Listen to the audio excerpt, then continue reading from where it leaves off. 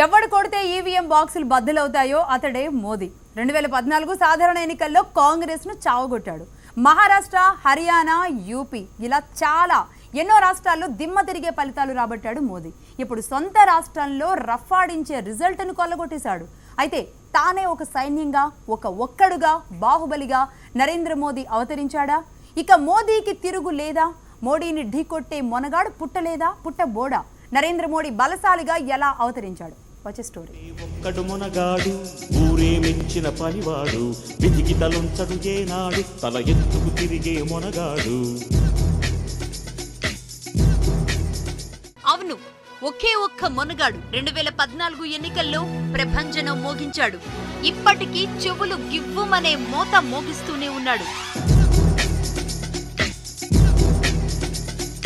ఒకటే ఒక్కడు మొనగాడు, ఊరే మెచ్చిన పనివాడు, వెతికి తలొంచడు ఏనాడు, తల ఎత్తుకు తిరిగే మొనగాడు. ఆప్కి బార్ మోడీ సర్కార్ అంటూ లోక్సభ ఎన్నికల్లో 282 సీట్లు కొల్లగొట్టి బీజేపీ చరిత్రలో అతి పెద్ద విజయాన్ని నమోదు చేశాడు మోడీ. చీల్చే ఆయుధమేలా, పువ్వుల కోసం పొడవళ్ళేలా, మోసం ద్వేషం మరచిన నాడు ఆనందాలే విరియును చూడు. 3.5 ఏళ్లుగా మోదీ వేవ్ అప్రతిహతంగా కొనసాగుతోంది. దాదాపు 8 రాష్ట్రాల అసెంబ్లీ ఎన్నికల్లో విజయ కేతను ఎగురవేశాడు. మరెన్నో రాష్ట్రాల్లో ఎన్డీఏ భాగస్వామ్య పాలన నెలకొల్పాడు. ఇప్పుడు మరో 2 రాష్ట్రాలపై కాషాయ జెండా ఎగురవేశాడు. అంటే మొత్తం 14 రాష్ట్రాల్లో బీజేపీ సాగుతుండగా మరో 4 రాష్ట్రాల్లో ఎన్డీఏ పాలన ఉంది. అంటే టోటల్ గా 18 రాష్ట్రాల్లో కాషాయ పాలన. మోడీ అత్యంత బలశాలిగా అవతరించాడని ఇవే లెక్కలు చెబుతున్నాయి. వెతికి తలొంచడు ఏనాడు, తల ఎత్తుకు తిరిగే మొనగాడు. భూమిని చీల్చే ఆయుధమేలా, పువ్వుల కోసం పొడవళ్ళేలా, మోసం ద్వేషం మరచిన నాడు ఆనందాలే విరియును చూడు. ఏ రాష్ట్రం అసెంబ్లీ ఎన్నికలు చూసినా మోదీ ముందుండి నడిపించాడు. ఏ రాష్ట్రానికి ఆ రాష్ట్రం, ఏ స్ట్రాటజీకి ఆ స్ట్రాటజీ. మాటలతో చేతలతో ప్రజలను మంత్రముగ్ధులను చేశాడు. బహుశా భారతదేశ చరిత్రలో ఒక ప్రధానమంత్రి అన్ని తానై ఇన్ని రాష్ట్రాలను గెలవలేదేమో. ఒకే ఒక్కడు మోడీ. ఒకటే ఒక్కడు మొనగాడు, ఊరే మెచ్చిన పనివాడు, వెతికి తలొంచడు ఏనాడు, తల ఎత్తుకు తిరిగే మొనగాడు. ఒకటే ఒక్కడు మొనగాడు, ఊరే మెచ్చిన పనివాడు, వెతికి తలొంచడు ఏనాడు, తల ఎత్తుకు తిరిగే మొనగాడు. గుజరాత్ లో చావో రేవో తేల్చుకునేందుకు రంగంలోకి దిగాడు మోదీ. 40 బహిరంగ సభలు, రకరకాల భావోద్వేగ అస్త్రాలు, 28,000 కిలోమీటర్లు ప్రచారం.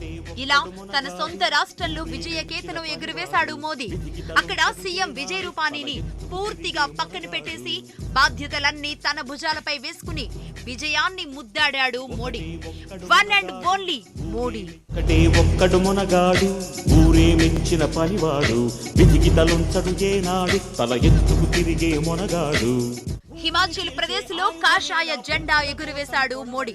కాంగ్రెస్ ప్రభుత్వాన్ని చీల్చి చెండాడి కాషాయ జెండా పాతాడు. దట్ ఈజ్ మోడీ అనిపించుకున్నాడు. దేశంలో నెంబర్ 1 పొలిటికల్ లీడర్ మోడీ. ఆసియాలో ప్రబల శక్తి మోడీ. ఎన్నికల క్యాంపెయినింగ్ లో పవర్ఫుల్ మోడీ. ఇప్పుడు సొంత రాష్ట్రంలో ఉత్కంఠ భరిత పోరులు కాషాయ జెండా రెపరెపలాడించాడు.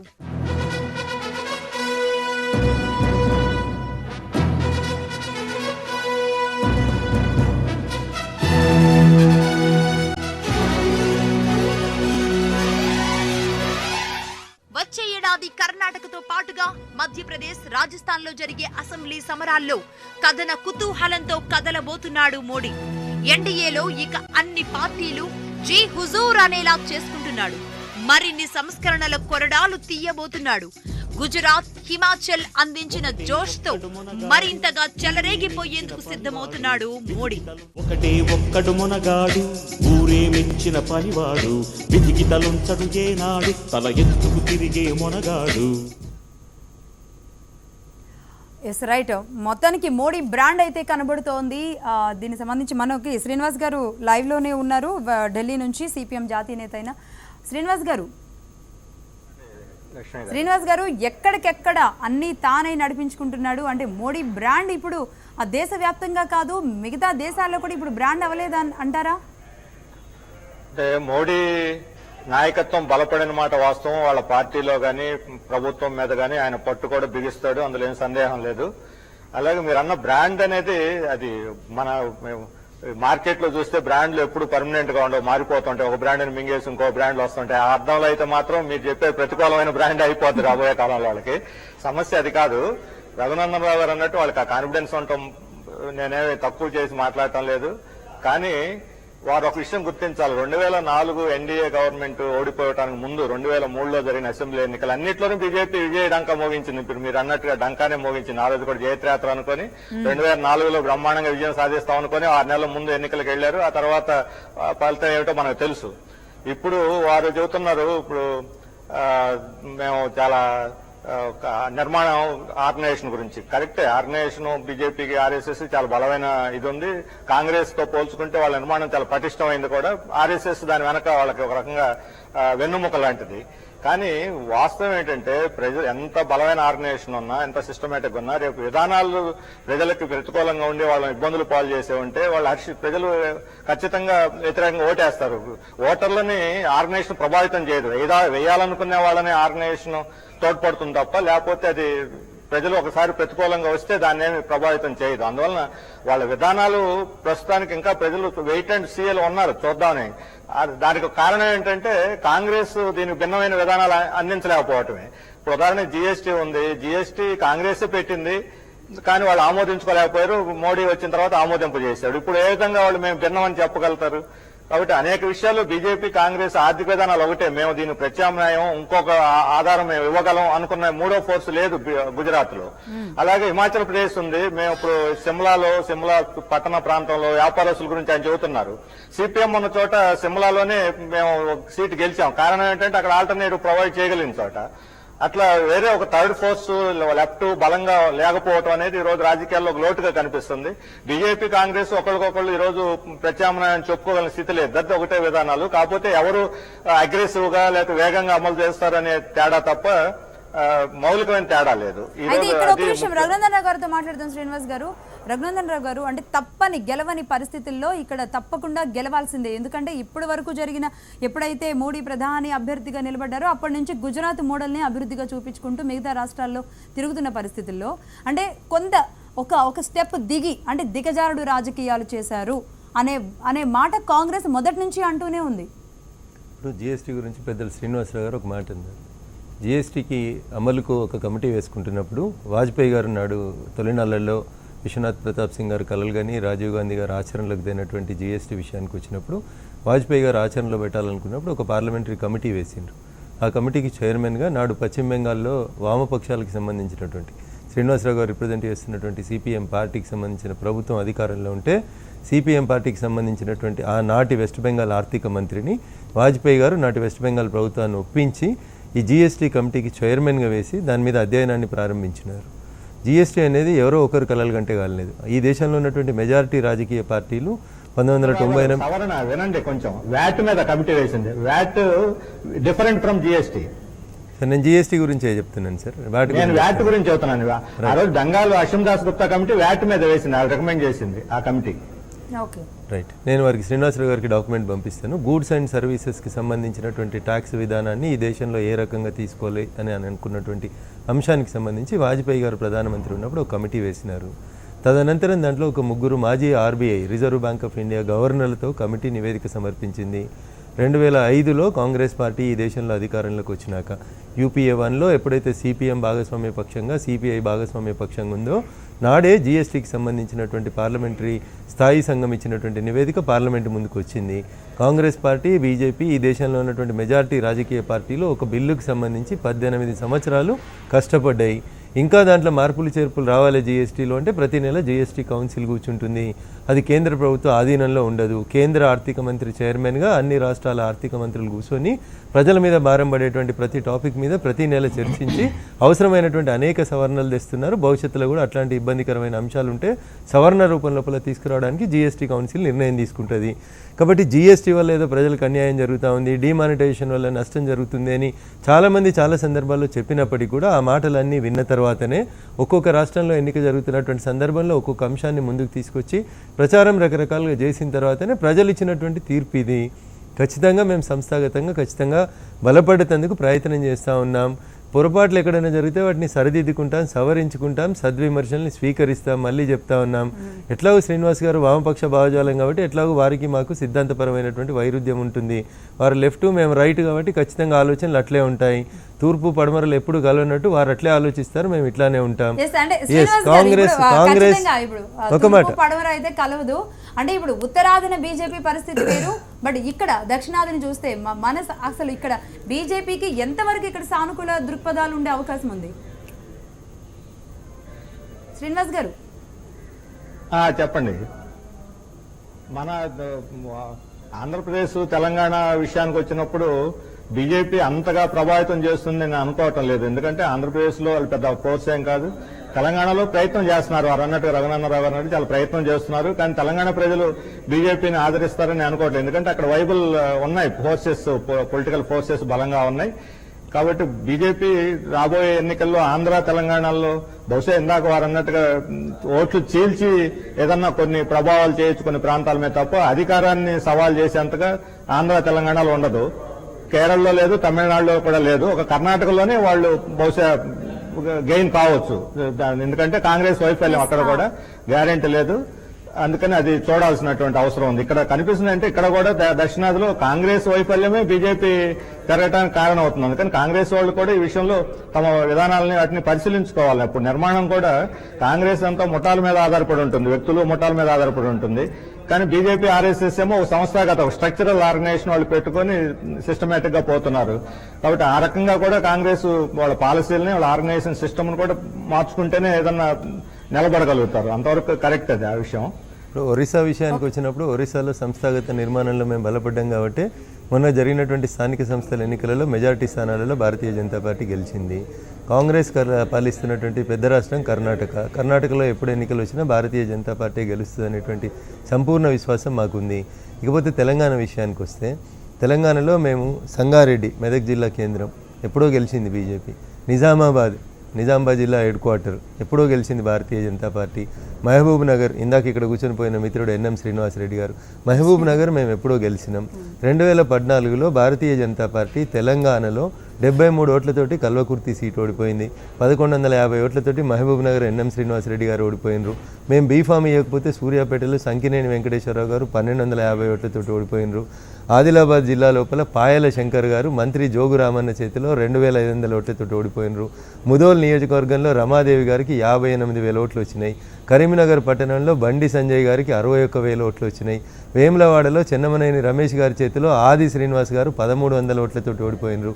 అట్లా 72 ఓట్ల నుంచి 3000 ఓట్ల మధ్యలో భారతీయ జనతా పార్టీ 20 స్థానాలలో ఓడిపోయింది తెలంగాణ రాష్ట్రంలో 2014 ఎన్నికలలో.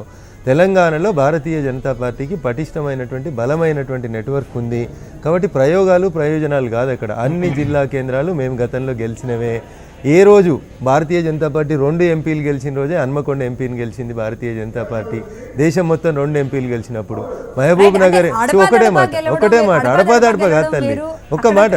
మహబూబ్ నగర్ ఎంపీ గెలిచినాం, నిజామాబాద్ ఎంపీ 2nd ప్లేస్లో వచ్చినాం ఒకసారి, కరీంనగర్ ఎంపీ 3 సార్లు గెలిచినాం, సికింద్రాబాద్ గెలిచినాం, హైదరాబాద్ 2nd ప్లేస్లో ఉన్నాం మొన్న మేము.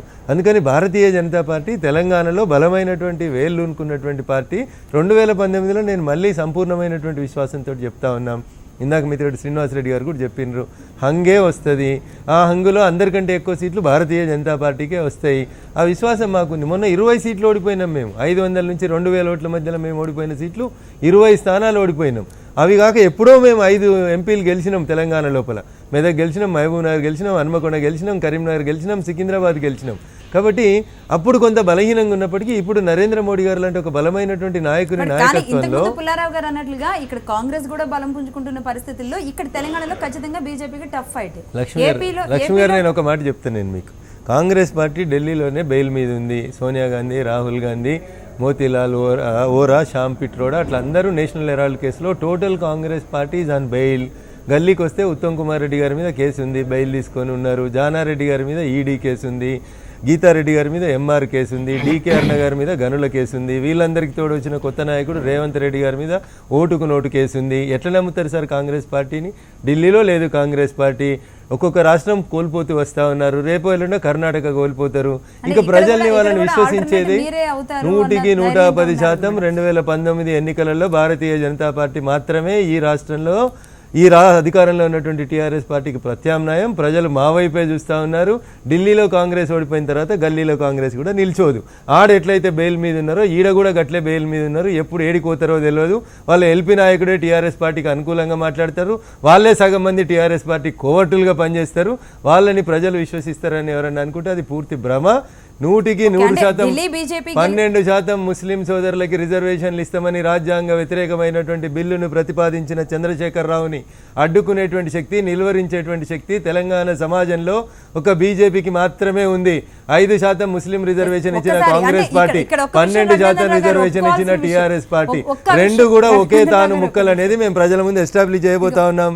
ఇదిగో బీజేపీ నేతలు మాత్రమే ఇక్కడున్న లోకల్ పార్టీతో, అధికారంలో ఉన్న పార్టీతో అగ్రెసివ్గా ఉంటారు. కానీ అది మాత్రం కేంద్రంలో ఉన్న నేతలు అందరూ వస్తారు, ఇక్కడ ఉన్న నాయకులతో కలుస్తారు. ఇంతకుముందు అన్నం గారు అన్నట్లుగా ఆలింగనాలు చేసుకుంటూ జరిగిపోతుండే. అదంతా కూడా నిజంగా ఒక పెద్ద చర్చ. అది చెప్పారు లక్ష్మి గారు, మీరు మమ్మల్ని పుల్లారావు గారు, లక్ష్మి గారు మీరు మమ్మల్ని ఇంటికి పిలిచినారు. మీరు పెట్టిన భోజనం నాకు నచ్చలేదు, మీ వంట నచ్చలేదు. అయినంత మాత్రాన లక్ష్మి గారు మరీ చండాలమైన భోజనం పెట్టినారు, మళ్ళీ ఒకసారి విలువకండి అని సంస్కారం ఉన్నాడు ఎవడు చెప్పాడు. ఏం చెప్తారు? అన్నదాత సుఖీభావ, మంచి భోజనం పెట్టినారు లక్ష్మి గారు, మళ్ళీ ఒకసారి పిలువండి వస్తాము అని చెప్తాం. అది నా సంస్కారము. దాన్ని మీరు తప్పెట్లా పడతారు? కేంద్ర ప్రభుత్వం రాష్ట్ర ప్రభుత్వానికి వచ్చింది.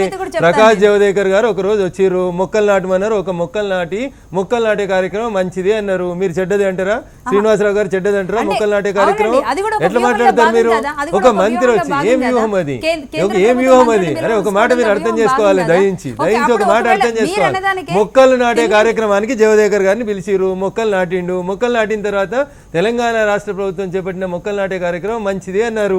దీన్ని తప్పని ఎవరని అంటారో చెప్పండి. మనిషి అనేవాడు మెడకాయ మీద తలకాయ ఉన్నోడు ఎవడన్నా మొక్కలు నాటే కార్యక్రమం చెడ్డదంటాడా? ప్రకృతి నష్టపోతుంది, మొక్కలు పెంచండి అందరం చెప్తారు. అన్నం తిన్నవాళ్ళు కాబట్టి బాగుంది అన్నం అని చెప్తారు. అదే దాన్ని ఇంకో సామెత చెప్పాలంటే తిన్నింటి వాసాలు లెక్కబెట్టడం అని కూడా అనొచ్చు. మొన్నటి వరకు కూడా ఏ టీఆర్ఎస్ కార్యక్రమం జరిగినా సరే బీజేపీ నేతలు కూడా ఉండడం వల్ల అసలు అది ఏ పార్టీ జరిపిస్తున్న కార్యక్రమం కూడా తెలియని పరిస్థితుల్లో ఒకటే మాట చెప్పి నేను మీకు కన్క్లూడ్ చేస్తా. పొద్దుగా లేస్తే నిజామును పొగిడేటువంటి రాజు, మీరు చెప్పినటువంటి భాషలో చెప్పాలంటే రాజు చంద్రశేఖరరావు గారు ఈ రాజ్యాన్ని పాలిస్తున్నారు. మీరు మాత్రం అనొచ్చు నరేంద్ర మోడీ గారు. మీ భాషనే చెప్తున్నాను నేను మీ భాషనే చెప్తున్నాను నేను. ఆయన ముఖ్యమంత్రినే మేము మాట్లాడతాం.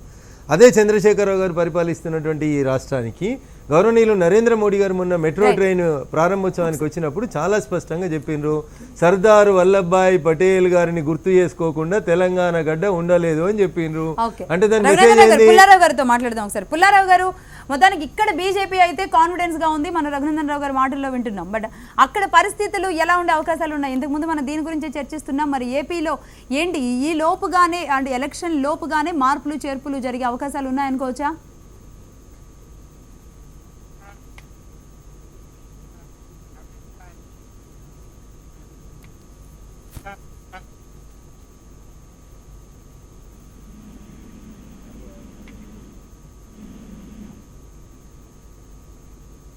రైట్, శ్రీనివాస్ గారు మీరు చెప్పండి. అంటే ఏపీ పాలిటిక్స్ లో ఎంత ప్రభావం చూపే అవకాశం ఉంది ఈ గుజరాత్ ఎలక్షన్స్? ఇప్పుడు రఘునందన్ రావు గారి కాన్ఫిడెన్స్ కి జోహార్ చెప్తున్నాను. వారు చాలా కాన్ఫిడెన్స్ ఉన్నారు. గుజరాత్ విజయ ప్రభావం వారి మీద ఉంది, ఒప్పుకుంటాము. కానీ వారు విషయం గుర్తించాలి. నిన్న కాక మొన్న ఉత్తరప్రదేశ్ లో అసెంబ్లీ ఎన్నికల్లో ఘన విజయం సాధించినటువంటి బీజేపీ 6 నెలలు కూడా తిరగకుండానే లోకల్ బాడీ ఎలక్షన్స్ లో దారుణంగా దెబ్బతిన్నది. వారు ఆ విషయం బహుశా ఒప్పుకుంటారు లేదో నాకు తెలియదు. ఎందుకంటే అంకెలు ఉన్నాయి. లోకల్ బాడీ ఎన్నికల్లో ఒక 10-15 కార్పొరేషన్ ఎన్నికలు తప్ప మిగతా అన్నింటిలోనూ వాళ్ళు దెబ్బతిన్నారు. పర్సెంటేజ్ కూడా తగ్గింది. ఇప్పుడు రేపు ఆంధ్రప్రదేశ్ విషయానికి వచ్చినప్పుడు ఆంధ్రప్రదేశ్ లో బీజేపీ చాలా నెగ్లిజిబుల్ ఫోర్స్. దానికి తగ్గట్టు ఇప్పుడు తెలుగుదేశంతో కలిసి ఉన్నారు కాబట్టి వాళ్ళకి బీజేపీకి పెద్ద తేడా ఏం చూడటం లేదు. ఇప్పుడు అధికారంలో వాళ్ళు భాగస్వామిగా ఉన్నారు కాబట్టి మా బలం బ్రహ్మాండంగా ఉందని వాళ్ళు అనుకోవచ్చు. కానీ ఆంధ్రప్రదేశ్ లో తెలంగాణ లాగా వాళ్ళకి అటువంటి యంత్రాంగం లేదు. పైగా వాళ్ళని ఆదరించేటువంటి పరిస్థితి కూడా అక్కడ లేదు. అక్కడ ఉన్నటువంటి భౌతిక పరిస్థితులు పూర్తిగా భిన్నమైంది. అందుకని ఎట్టి పరిస్థితుల్లో కూడా ఆంధ్రప్రదేశ్ లో బీజేపీ వెళ్ళనుకోవడానికి అవకాశం లేదు. రైట్, అంటే ఖచ్చితంగా అలయన్స్ తో వెళ్లే పరిస్థితి అంటారా?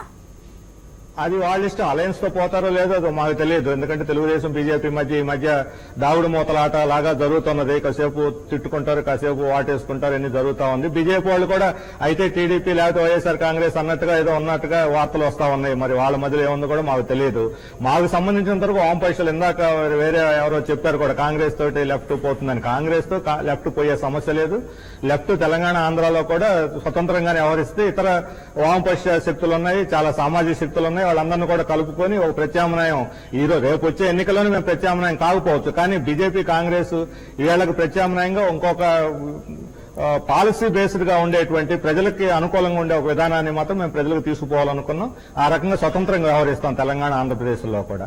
ఓకే, అంటే మీ పార్టీ నుంచి మీరు బలం పుంజుకోవాలని చూస్తున్నారు. అయితే ఒక్క విషయం, అంటే ఒకవేళ పవన్ సపోర్ట్ చేస్తే బీజేపీ ఒకవేళ టీడీపీ నుంచి అలయన్స్ కట్ చేసుకుంటే ఒకవేళ పరిస్థితుల్లో ఎంత పవన్ కళ్యాణ్ సంబంధించి ఇంతవరకు స్పష్టమైన విధానం ఆయన ప్రకటించలేదు. ఈ మధ్య బీజేపీకి వ్యతిరేకంగా చాలా ఎక్కువ మాట్లాడుతున్నాడు ఆయన. తెలుగుదేశానికి వ్యతిరేకంగా అంతగా మాట్లాడటం లేదు. బహుశా బీజేపీతో కలుస్తాడు అనేటువంటిది ఎక్కడ అటువంటి రూమర్స్ రావటం లేదు. తెలుగుదేశంతో కలుస్తాడు అనే రూమర్ మాత్రం వస్తుంది. వాటి మీద ఆయన వివరణ ఇవ్వటం లేదు. అందుకని అస్పష్టంగా అనిశ్చితంగా ఉంది పవన్ కళ్యాణ్ పరిస్థితి.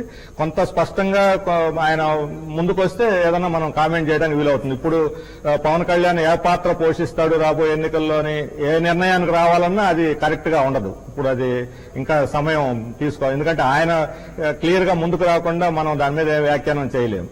అయితే ఇంతకు ముందే మనతో విశ్లేషకులైన పుల్లారావు గారు మాట్లాడుతూ చెప్తున్నారు, ఖచ్చితంగా బీజేపీ వేళ్లు అనుకునే అవకాశాలు ఉంటాయి, ఏపీలో కూడా పుంజుకుంటుంది అంటున్నారు. మరి అంటే దేశవ్యాప్తంగా జరుగుతున్న ట్రెండ్ను బట్టి ఆయన ఉండొచ్చు.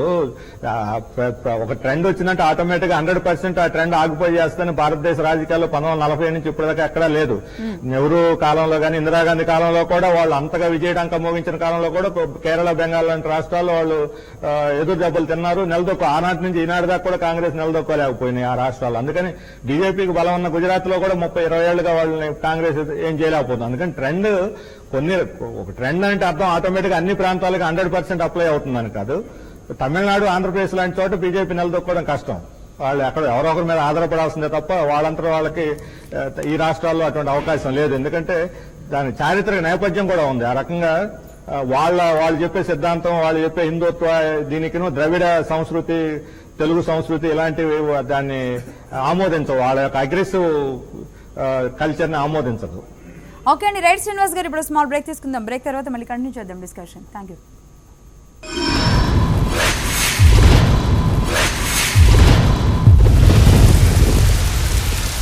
గొప్పగా పంపుతున్నారు.